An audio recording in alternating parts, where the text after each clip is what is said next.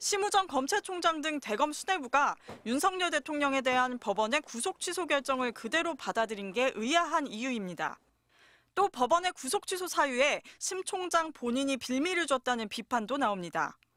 공수처로부터 사건을 넘겨받은 1월 23일 이후 검찰은 윤 대통령 직접 수사를 고집하며 구속기간 연장을 2차례 신청했습니다.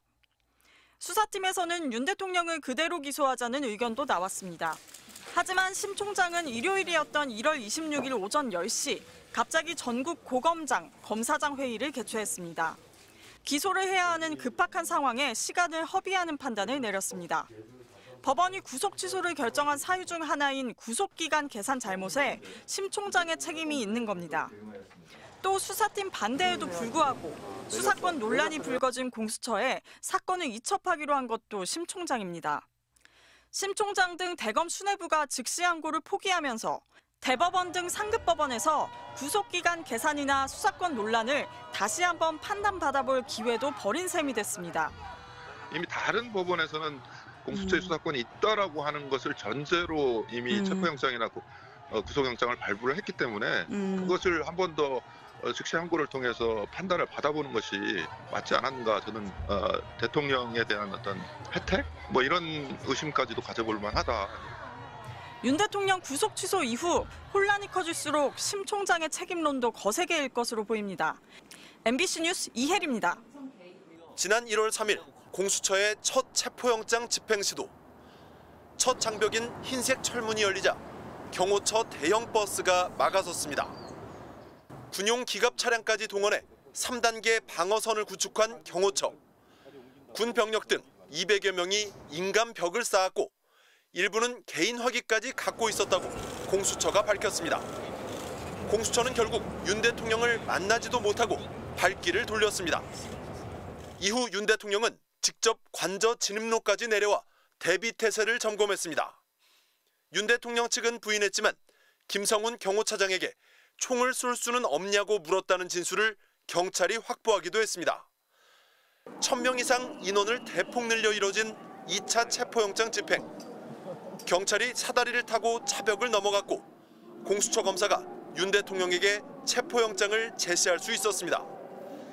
작년 12월 11일 검찰의 첫 소환 통보 36일 만에야 수사기관이 겨우 윤 대통령 신병을 확보한 겁니다. 하지만 석방 과정은 신속했습니다.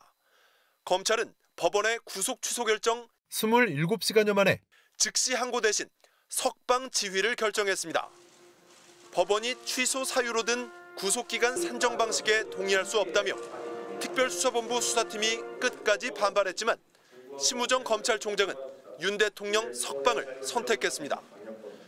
한 검찰 간부는 5시 15분 석방 지휘서 송부 직전까지 의견 수렴이 이루어졌다면서 내부 갈등을 내비쳤습니다. 같은 범죄로는 구속할 수 없다는 형사소송법에 따라 윤 대통령은 내란죄 혐의로는 다시 구속되지 않습니다.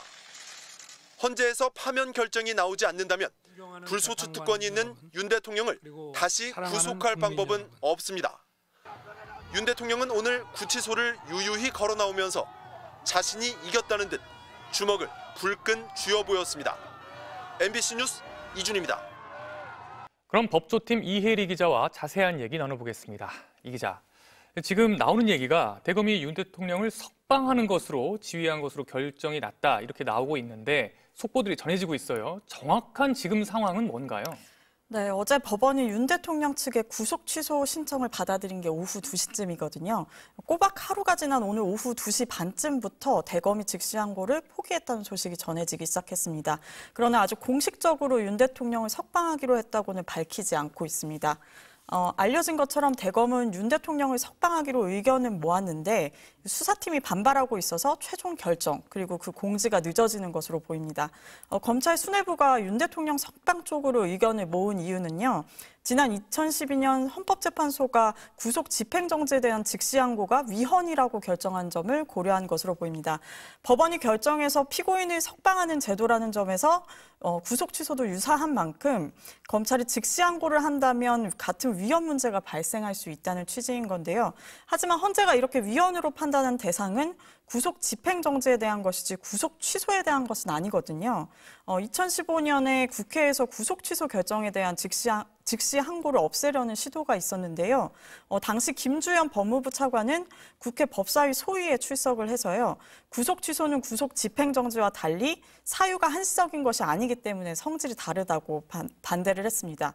즉 성질이 다르니까 구속 취소에 대한 즉시 항고는 유효하다고 본 겁니다. 그래서 대검이 현재가 아직 판단을 내리지도 않은 사안에 대한 위헌성을 고려해서 내란 우두머리를 석방시키기로 최종 결론을 내린다면 비판이 제기될 수밖에 없는 대목으로 보여집니다.